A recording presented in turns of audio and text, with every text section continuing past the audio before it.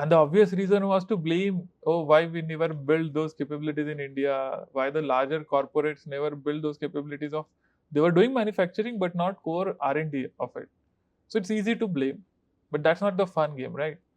So the fun is, if we don't have those companies, why not build it in India? Rather than accusing, why not create opportunity for next generation? And if we people who are from IIT Bombay, if we are not doing it, then who else we expect them to do? Biggest catalyst for the deep tech industry is going to be the fund that government has set up, RDI, Research Development Innovation Fund, This year, 1 lakh crore fund. yes, 1 lakh crore is a huge, it's a Absolutely. 10 billion, and it will attract 1 lakh crore more, because the 50% is government giving. So you need to get 50%. So $20 billion money, the deep tech industry has hardly seen a $500 million investment. For ages, we are seeing that US companies, European companies coming and doing backward work in India, selling in India. Something that is keeping me honest is how quick and how fast we can go and sell it into these countries and build a subsidiaries into those countries and employ the people there. And then how fast we can integrate into their market and potentially dominate those markets.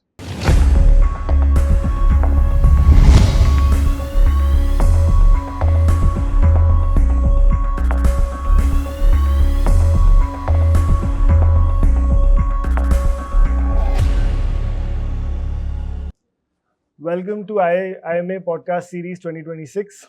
Today we are with a very special guest. He comes from Nasik and then went on to IIT Bombay and then further has worked with ISRO and DRDO for space tech and highly critical space technologies. And I would like to introduce Mr. Tushar Jadhav, now operating a company called Manastu, who is primarily making space technologies for India. So I would like to start with a question and go back to IIT Bombay days when you worked with a space satellite project called Pratham. You were leading the project. What was it really like? What was the raw reality of being in that space and building a real space hardware that finally was launched by ISRO in 2016? Yeah. Yeah. So thank you for the question. So before that, though, thank you for the podcast, and the IMA event has been very interesting, very successful. So thank you for the invitation. Thank you. Pleasure is ours. Building satellite in the IIT Bombay in 2010-12. So the whole idea was the people, universities in US, students were building those satellites. This was 2010 or before that.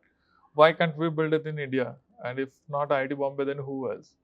An idea was that student-led project, building completely by the student with the help of ISRO, of course, and then finally to launch it in the space. And we had some payloads and some objectives around it. And one of the objective was to grow the space ecosystem in the India and build the capabilities that to startups in space and any of those things. So when there was SpaceX was not a very household name. This was 2012, 13 or so.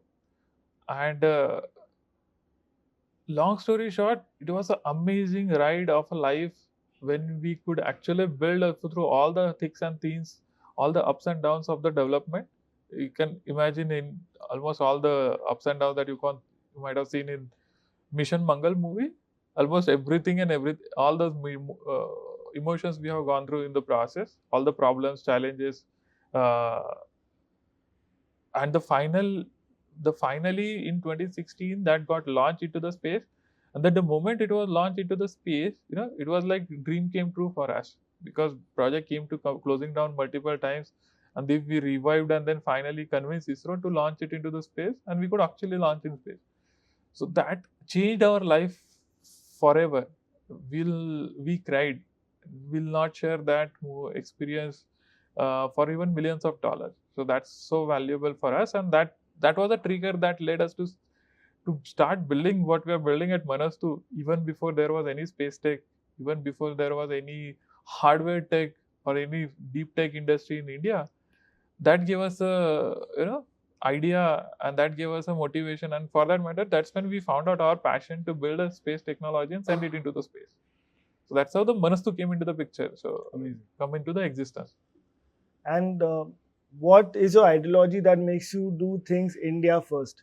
we have a lot of tech personalities from India going abroad, making a lot of actual commercial success. But why do you stick to India and make this? What is your real vision? So very interesting, very important. So that was one of the factor for us personally, for me to stay back and build this Manastu. When we were studying, so this was in IIT Bombay, while studying aerospace engineering, one of the things I realized that not core innovation in R&D development innovation happening in India in the aerospace field. All the likes of Lockheeds and all those things, Airbus, Boeing, they were doing some work, but not the real cutting edge of product system development.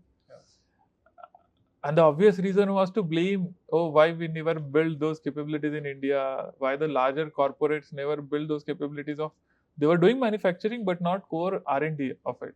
So it's easy to blame, but that's not the fun game, right? So the fun is, if we don't have those companies, why not build it in India? Amazing. And rather than accusing, why not create opportunity for next generation? And if we people who are from IIT Bombay, if we are not doing it, then who else we expect them to do? So of course, there are other people, a lot of other university people are doing it, but for me personally, that was the motivation. So, and plus, there was a passion, there was a problem to be solved, there was not a conducive environment per se, but passion was good enough to carry through initial 6-7 years of development. So that was the motivation to stay, build in India. After IIT Bombay, I joined DRDO, saw the opportunity, saw the functions, saw the need of a country in terms of aerospace industry. So that made the resolve to start Manastu even more stronger. So when you started, you said 2012, 2013, there was lack of ecosystem around deep tech and space technologies. And it's been many years where leaders like you are working. A few more companies have come in picture. How easy has it become now for newer companies, new age aspiring leaders to come into deep tech and solve critical problems? How easy is the whole ecosystem trying to build it together? Yeah, this is absolutely important. See, if you just see how the journey of the country and the startup ecosystem has been last 20-25 years, then you will understand. So initial or so-called startups 2008-9, when the Olas and Flipkarts of early days that came up, so that was app-based products and services.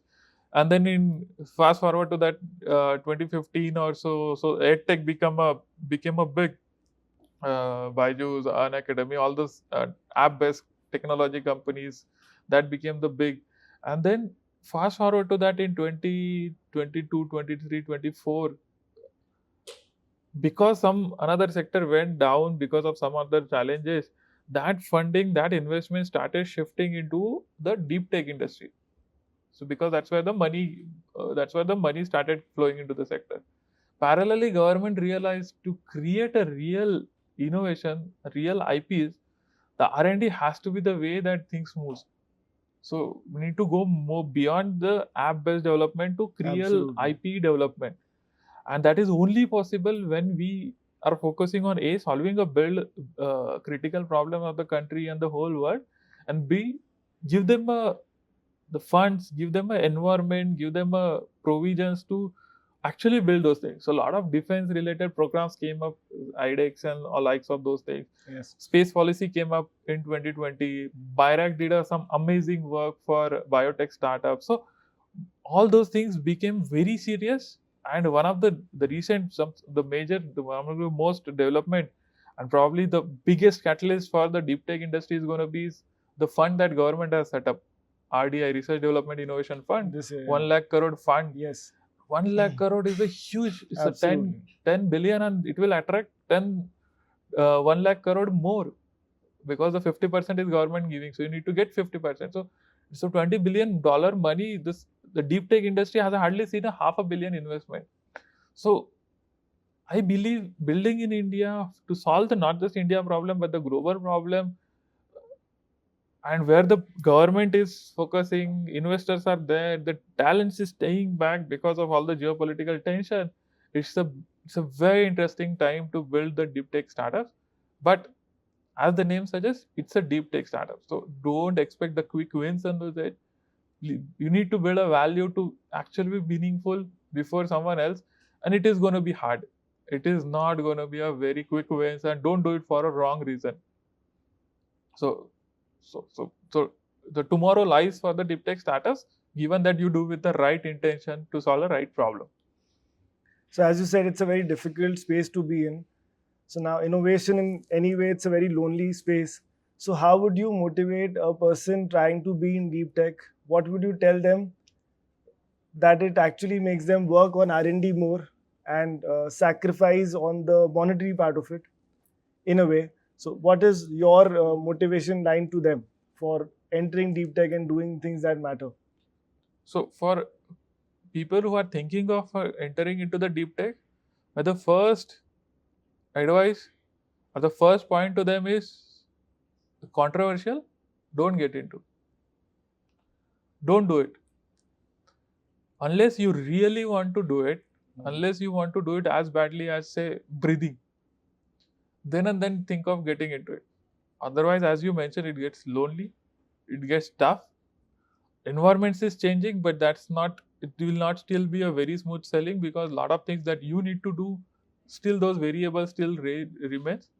Once you decide that you want to do it, then most probably you will not need a motivation. Because if you are a Right. founder and if you need a motivation, then probably you need to think twice about it.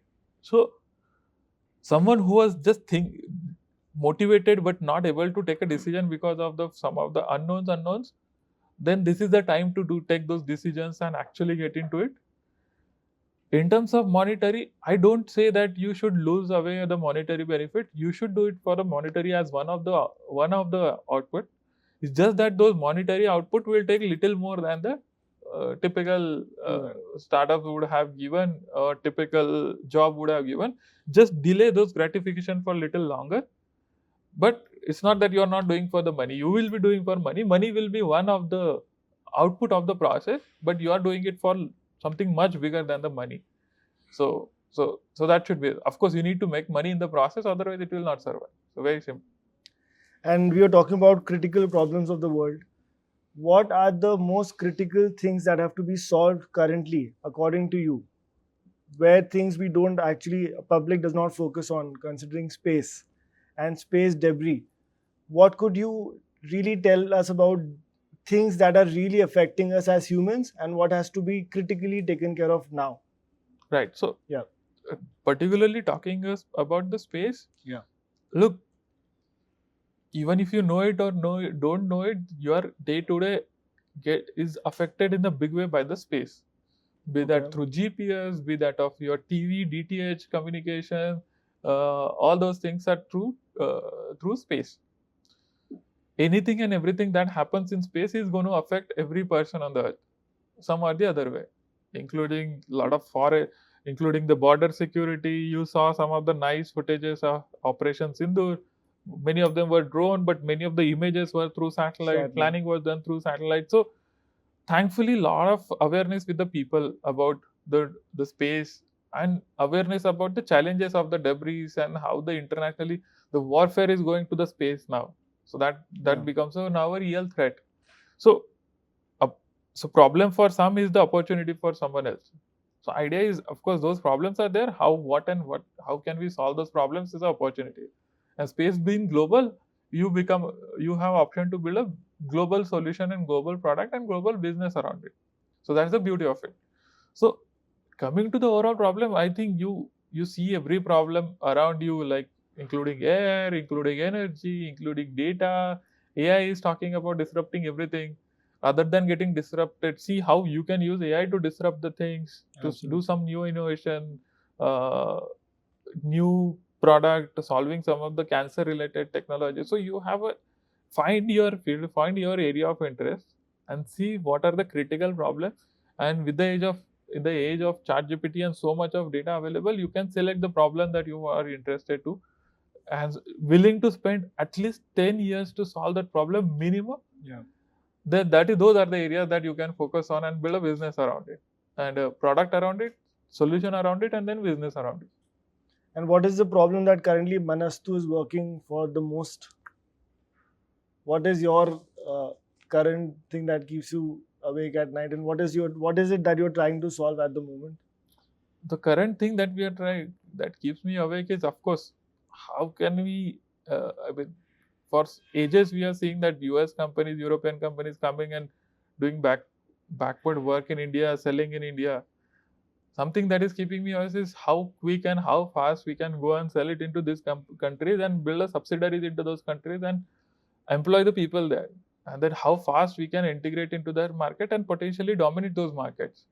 So that is one of the things. And how fast, how quickly can we grow to achieve to that level, to reach that level, is the one thing that keeps me awake. And for that, anything and everything needs to be done is been done. So that's the plan. Great.